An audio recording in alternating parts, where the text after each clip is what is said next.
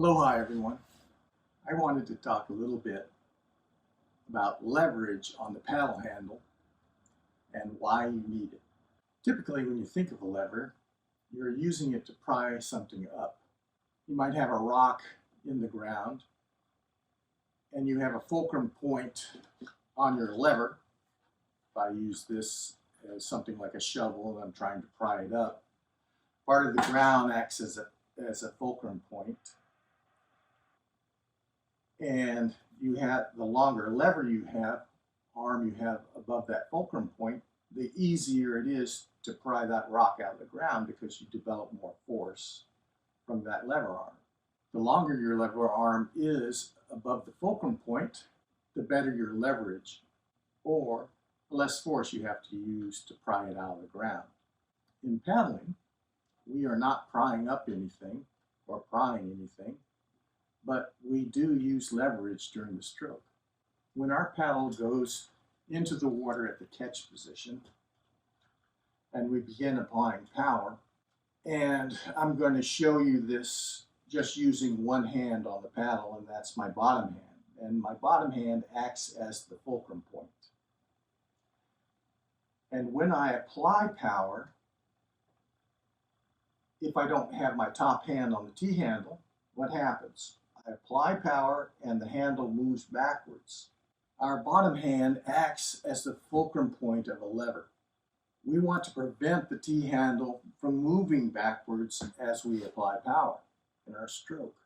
When we return and go to the catch position and start to apply power, we want the top hand to hold that T-handle in place as we move the whole paddle back until after the power is finished. The more lever arm that we have above our bottom hand, the easier it is to hold the T-handle in place.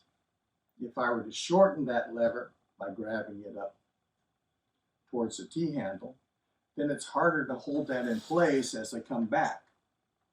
How much leverage do you need? Well, you don't need very much leverage, but everyone is different in their body dimensions and everyone has different physical abilities.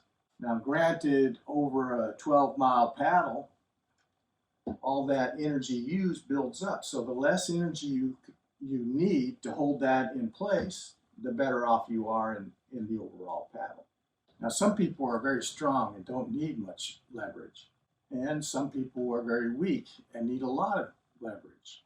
So what I recommend is that you hold the paddle with your lower hand so that it's comfortable to you to move to the catch without putting your weight in the boat, and easy to hold the T-handle in place while you apply power.